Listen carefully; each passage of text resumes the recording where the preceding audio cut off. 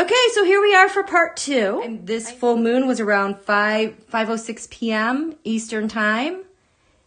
And does everything just feel just a little bit different? It just kind of a different change in the air. That was the full moon clicking. And I hope that you guys are starting to tune into it as well. I feel like you guys are getting a hold of this and the rhythms and how this all works together. So thank you for coming for part 2.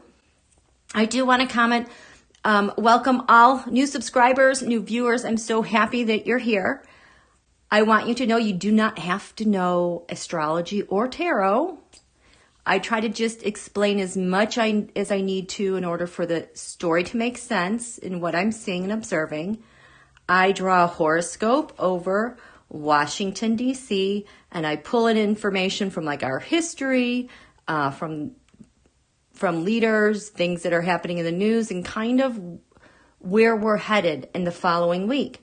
There's that. The other thing that I've been having to contend with, and you've noticed it get worse over the last couple of weeks, has to do with the amount of buffering. If I say certain names, if I write certain names, and if I spell certain things. In fact, if I say certain numbers, that's why I speak in code. I'll speak around something. I try to use my markers and write things out. I try to write backwards. I will cross things out. I will cross colors. But it's so that I can hopefully not buffer and get my point across. So we're going to look at this, this full moon. I find it very, I always find these things really interesting, but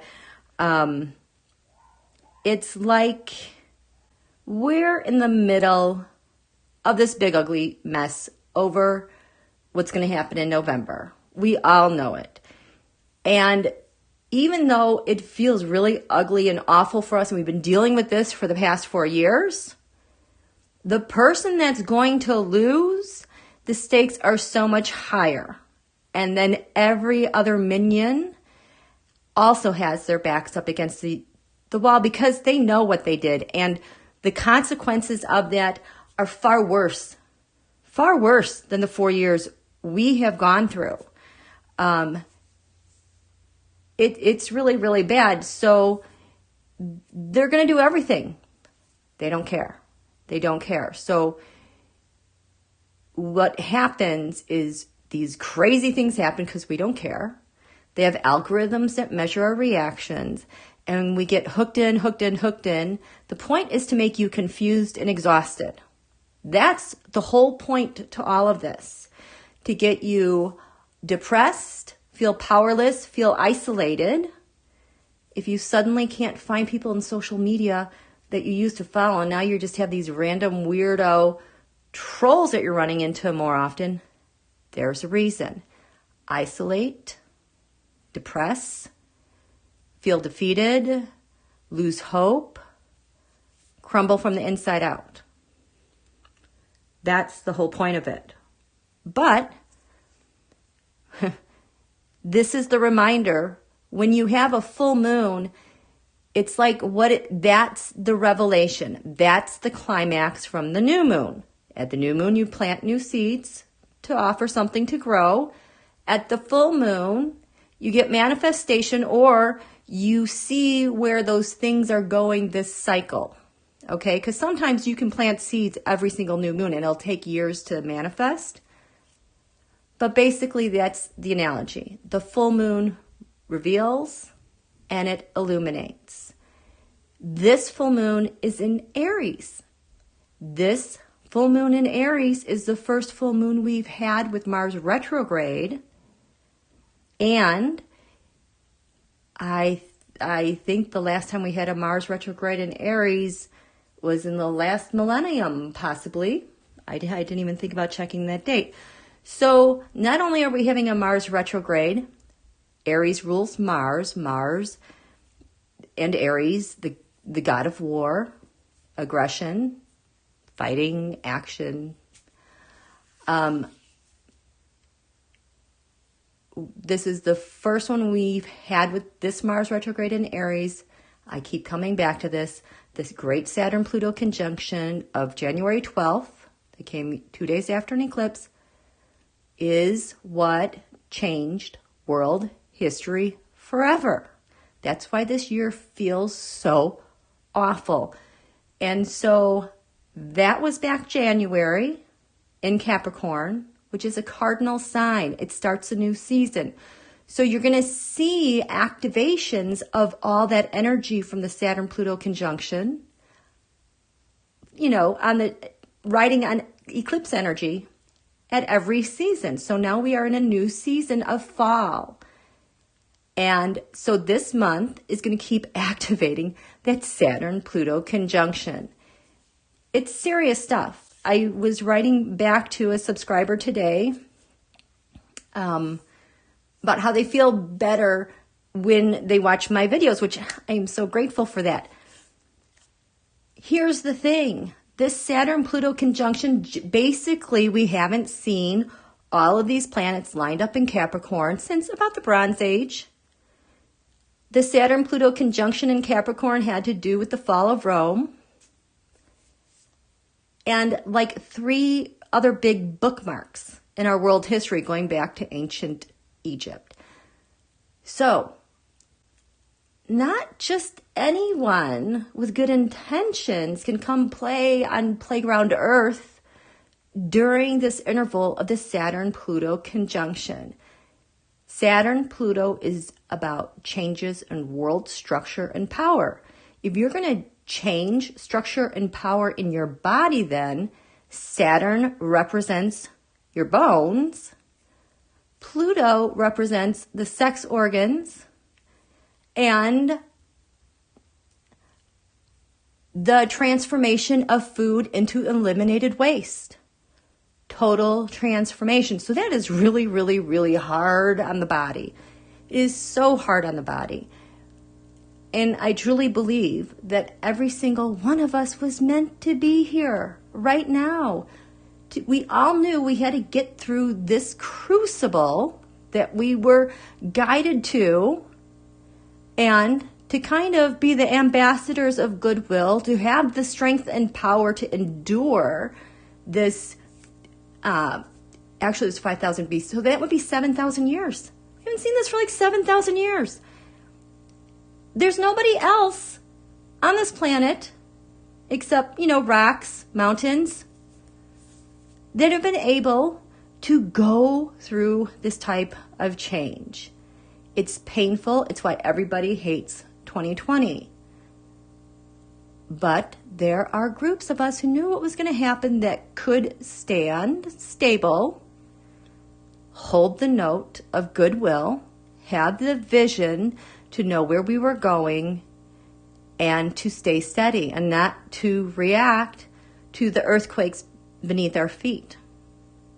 Yes, it's hard to breathe when you have fire and ash in the air.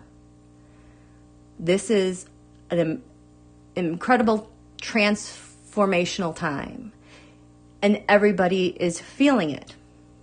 Like the 7,000 years coming to the Saturn-Pluto conjunction, the thing that the United States of America in our chart is dealing with next year. We have our Pluto return. Look at that. 27 degrees Capricorn retrograde. Pluto is around 23 degrees right now, 24 degrees. Pluto will come back to this point next year. It's said, and I wonder if this is why, one of the reasons why, that democracies technically don't survive for more than 250, 300 years. I think Pluto, the Pluto return, has so much to do with that. And I've also said that I'm grateful that as awful as 2020 is with the Saturn-Pluto conjunction, we're able to get that big crap done with so that when Pluto does come next year, there's not going to be a whole lot of upheaval to go through. Hopefully we'll just be on the other side, the transformational, let's just pat this stuff into place instead of the total destruction all at once. There is, thank you, Marjorie. There's Running Man. That is really distracting. Okay, there he goes. Thank you. So we have a bunch of planets right now that have entered the second house of income and gains here in the U.S. in the Sibley chart of the United States of America. Money, power. Capricorn has to do with government. It has to do with our agencies and structure, everything that is. Everything that is not strong enough to endure will fall away and break apart. But here's the thing. We're already rebuilding a foundation. I mean, I don't know about you, but I hardly recognize the me back in 2016 with the election. I knew I was devastated. I knew it was going to be major changes that were going to happen, but I had no idea to this degree. And in his awfulness, we the people have really pared it down to the very basic things that we are all on the same page and that we agree about. Survival of our nation, the democracy, our Constitution, and that minority rule does not, in fact, rule in a democracy. We have faith in our Constitution. We, unbeknownst to ourselves back in 2016, because also Bill behind bars redacted the parts of the report protecting Russia Holio, that they were at war with the United States of America. He protected a lot of that information. Thank God. I think as a Judge Reggie was like, no, that stuff has to come out. So that information is going to come out as well, and that's a win. But yeah, we truly are fighting for the soul of democracy. I mean, we're fighting to the teeth, to the Pluto. It truly is life or death. That's how it feels. And so you were all meant to be here. I was meant to be here. If anyone told me I'd be reading tarot cards and have a YouTube channel back in 2016, I would have laughed. I would have lost every dollar that I own. Because that's how I started reading tarot cards. It'll be about 2 years this December. Because I had many, many questions that nobody could answer. But anyway, and then I started this channel a year and a half ago. We were all meant to be here. We were all meant to be here to get to the truth and carry on. We are all ambassadors of goodwill. You all, I can't even describe the strength that is in the molecules of your bones, in the marrow of your bones, in the ligaments that hold everything together, your flesh, even your wrinkles. My goodness, your wrinkles are there on purpose, and that we aren't into wrinkly raisins right now is beyond me with all the stress that we have been through. We are in the home stretch. We are absolutely in the home stretch. We are so close. I think it was Apple commented something about, is there an end to this? And I'm like, yeah, I keep getting this vision. I don't know who these people are, but it's like the dust is cleared, the air is clear and clean. You can hear the birds, people coming out. It's just such a pure scene. It's like, and all the badness is gone. I don't know when that is, but it feels really close. It feels as close as finding that closet from the Lion, the Witch, and the Wardrobe.